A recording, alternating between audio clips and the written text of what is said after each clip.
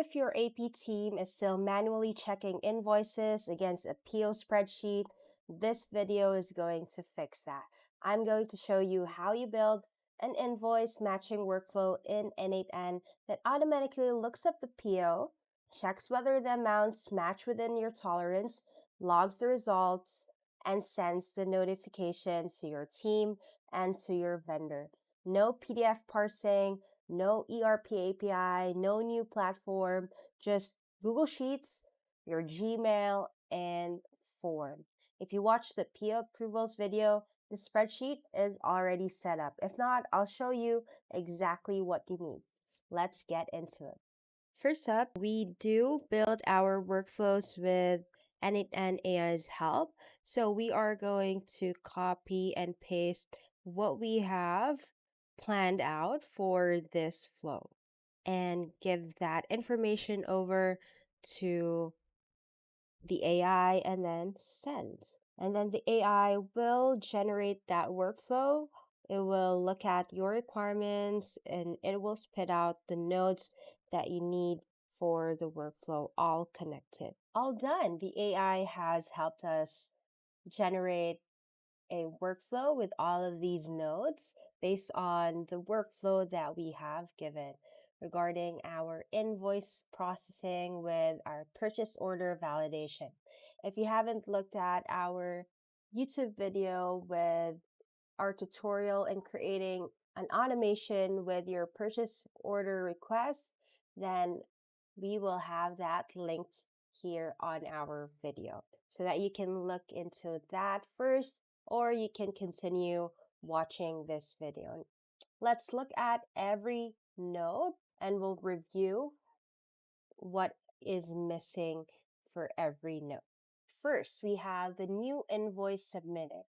We do need to have our document. Our document is automations, and our sheet would be a different titled sheet, which is named invoice submissions. So we are actually going to create a new form for this one for invoice submissions, and we are going to connect that with our invoice submissions sheet tab. So there is also Gemini here. So let's use of the AI to help us create an invoice submission Google form. So we are going to copy and paste the information from our blog with the vendor name, invoice number, PO number, amount, date, vendor email, and other notes. Let's create this one. So wow, that is a very fast generation of the form. Let's look at these fields. Vendor name is required, invoice number, purchase number, invoice amount, invoice date, vendor email address, and then notes or comments optional. So that's all good. Let's create that form and insert that. Since we've already have this one, let's publish this. And we are going to copy this link and we are going to look it up here. So instead, we are going to delete this one and we are going to rename this invoice submissions. So this is connected to a form. You can see here. And then let's go back here and then let's choose the invoice submissions sheet. This is triggered on row added. Let's open the link here, and then we are going to provide a vendor name, printers incorporated, invoice number is, add a random number there, purchase order number is going to be, let us use the PO log that we have, and then we are going to use this ID, copy that. This was approved, so we are going to purchase, and we've already purchased. There's already an invoice, and then the invoice amount is 3,400, and then invoice date is today. Vendor email address is, let's just add this one here as a nickname, and then notes or comments, let's add it in here so that we'll know how that looks like when we add notes or comments. Delivered on May 24, 26. And let's click submit. So since there is a row added, let us test this trigger if it can fetch that event. All right, we can see here the output for the vendor name, invoice number. All of these details are what the details we provided earlier. And we're just going to normalize the data here. So instead of these invoice number with all of these spaces, we are going to delete all of these. Since they are in red, they're not detecting that property from the last output of the node. So we're just going to drag and drop. That's a lot easier instead of typing that in. So invoice number, let's look for the invoice number here, and then let's drag that here. And then that matches, that's now green, meaning it found that data from the previous output. As you can see here, it matches this one as well. Invoice amount, we're going to drag and drop, and then the vendor email as well here, and the row ID, which is actually the purchase PO number, since that was the row ID we copied from the sheets. So let us execute this step. Text a number. So we are not going to use a number, but a string instead, okay? Let's execute this step again, since we have the dash PO. Let's go over to the lookup PO and PO log node. And we are going to choose the automations document and then the PO log, and not the invoice submissions. It's going to look for the row ID from that PO log and see if it finds that same details. So we're going to look at the column row ID, and the value should be the same row ID as well. So we've drag and drop this one so that we can check the row ID from the normalize invoice data node. Let's execute this step since we had an issue earlier, but right now that is matching one row, which is this row ID here, and the row number is 5. Next is, was the PO found? So let's drag and drop here. The row ID is actually this one, which is so we're going to use this row ID from the lookup PO and PO log, and it's not empty. We execute the step, so that's all good. And then we compare invoice versus PO amount. So we're going to execute this step. Let's see, since we've already normalized the data, we don't need to change anything here. Since also the AI has helped us create the code to check the comparison between the following data. Let's execute this step here. So the invoice amount is 3,400, and then there is no variance for both. Amount match, let's see if it's within tolerance. Execute step. Since it's false, let's see where this goes to. Okay, there is an issue there. Since it's false, it says that it's amount mismatch when it clearly isn't. So let's look at the lookup PO, and we're just going to remove this filter here, and let's execute the step and see how that looks like. So that's all good. We do have 4 items here, and then we are going to see if that's good. That's not working. I think what we're going to do is that we're going to filter here the row ID, and it should match the row ID here. And then, so we execute the step. We're going to look up that. And since we found something that is matching, there's one item, the conditions should be that, let's remove that first. So row number exists. Row ID is not empty.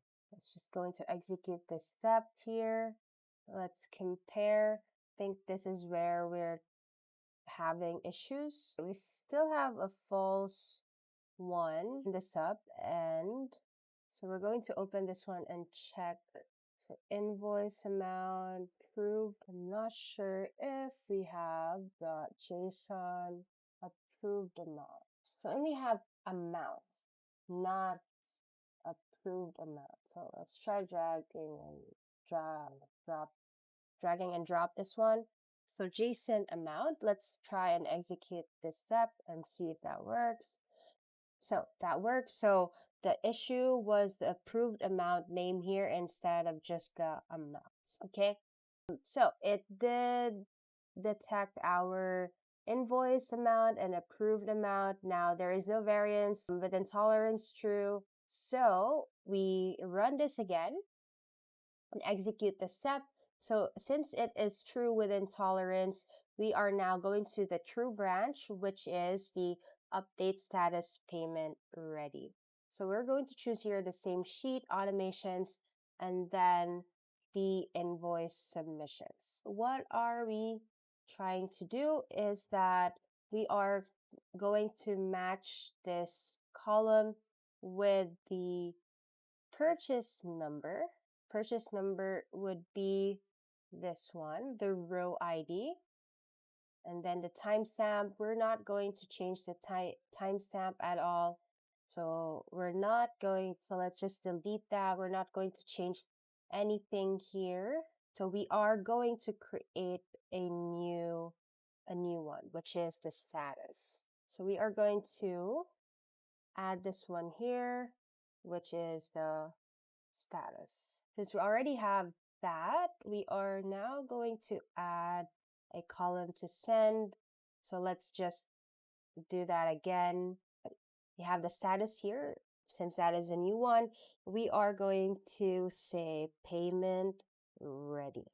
Then we're going to execute the step and see if that invoice number is going to be updated. So since we already have this one here, payment ready, that's all good. So that updated on its own. Up next is notify the AP cleared for payment. And let's see here.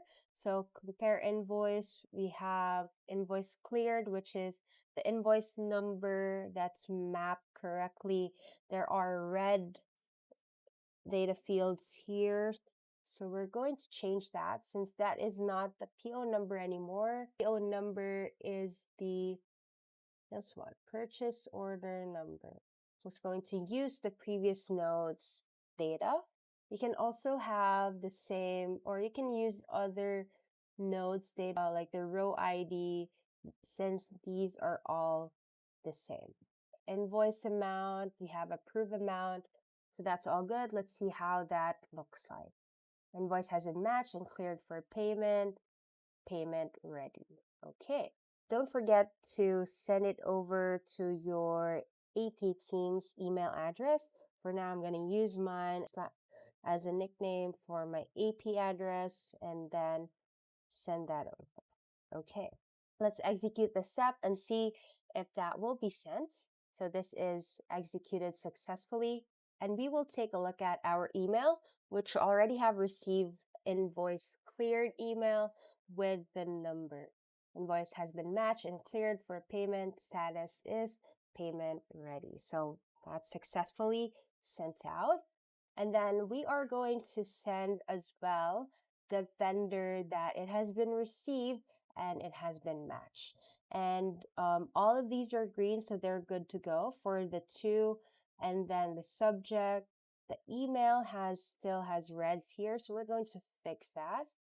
We have undefined PO number, so we're going to use our previous one, which is the update status payment ready with our purchase order number. Here, it is now filled out. Let's execute the step and see if that's successful. So all good. And then we're going to wait for the email. So as the vendor, I received the email, invoice received, the number of the invoice, and then dear vendor, we have received your invoice. It has been successfully matched with our purchase order. Your invoice is now cleared for payment processing. That's all good.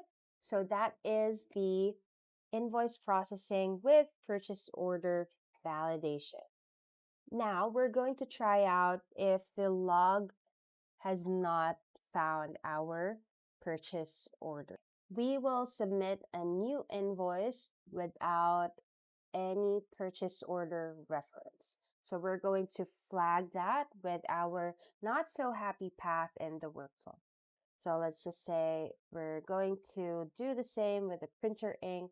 We have an invoice number and then the purchase order number is like, let's just say 110, and invoice amount is 5,000.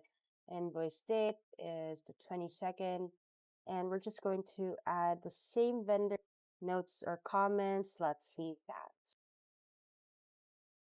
So we've normalized the invoice data and we're going to look up the PO in our PO log. And then we're just going to run if the PO has been found. Since it is empty, then PO has not been found. We're going to execute this step. So instead of appending a row, we are going to update the row for the automation's invoice submission tab, and we're going to map each column manually. So we are going to match it on the invoice number rather than the PO number, since that is not existing. So we are going to use the invoice data from here. So let's just remove that and let's drag and drop again the invoice number from normalize invoice data into this one. And we are going to update the status to PO not found. And we're going to execute the step. And as you can see here that the status for this one is PO not found. And then we are going to notify the AP team that the PO for this invoice has not been found. And let's check that there are red fields here. So we are going to update the PO number to row ID instead of the other fields. And as you can see here, PO number is good. We will just move this one here, and so it matches the other styling for the data. That looks good, and let's execute the step, and the AP team should be able to receive the email in a few seconds. So as the AP team, I've received this email, PO not found, the invoice number is this. A new invoice has been submitted, but the PO number could not be found in the purchase order logs. This is the invoice number, and then the PO number, and then the invoice amount. Please review and take appropriate action. So that's how it will look like for those invoices where PO numbers are wrong or they are not found in the purchase order logs. So it does double check from different systems or different sheets so that it makes sure that, hey, these were already approved, so it's all good. So we will be able to get that payment ready for the vendor. And there are also instances where, hey, we haven't found this purchase order from our log, so please kindly review this one and take action. Another path that we haven't covered in this video is the log exceptions amount mismatch. Although this path is very similar to when the invoice and the PO amount has been matched as true, so this is just logging the exception as the amount mismatch. So in this node, we are going to choose automations, and then we're going to choose the invoice. Remove all of these values to send and status remain here so that we can put as amount mismatch.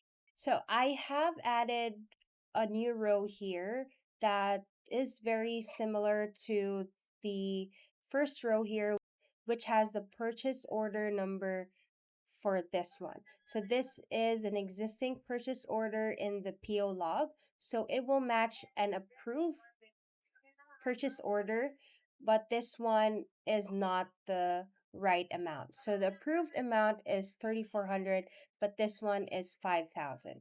So we are going to use this one as our date. So let's test the event. As you can see here, there are 3 items that were detected as outliers. And then we're going to run this one. And as you can see here, that we were able to trigger the happy path for amount matched and then the amount mismatched, since there is an output there that matches the current purchase order and another that doesn't match the purchase order. And there is a problem in the node notify AP amount mismatch. So let's open that and see what is the issue. So we can see here that there are red data fields here. So we're just going to fix that and delete this one. And we're going into looking at the amount match node, since we do have the invoice number there. So we're going to drag and drop that here, and that's green. And you can see this is the right invoice number. And then we're going to open this one up, and all of these are in red. So we are going to do this one by one. The invoice number, we're opening the amount match node, drag and drop the invoice number before the BR element there, and then PO number is the row ID here. And then the invoice amount is the invoice amount here. Invoice amount and approved amount are different. The approved amount is from the purchase order. So per approved amount, and then the variance is this one. Actually, this is the variance, the dollar variance, and then the variance percent. This is the variance percentage. So there is a 47% variance. And let's see how that looks like. So our invoice amount was 5,000, but the approved PO amount is 3,400. So the variance is 1,600. That's 47%. So that's something to be flagged to our APT. Okay, since that's all good, let's execute this step again. But before that, we're going to put in our AP Teams email address. Then we execute this step. Okay, I think that's all good. And we also notify the vendor here. We already have the vendor email, the subject. We still have red data fields here, so we're going to open that one and see which one needs update. So PO number. So we're going to delete this one, and then we're just going to drag and drop the PO number for the row ID. Okay. So since that's all good, we are going to execute this step. As the AP team, I have received the email regarding the amount mismatch for this invoice number, and then the PO number details, and then the variance for this one. And I shall review and take appropriate action. And let's also take a look at the vendor email that we sent earlier, that this invoice that we received is currently under review.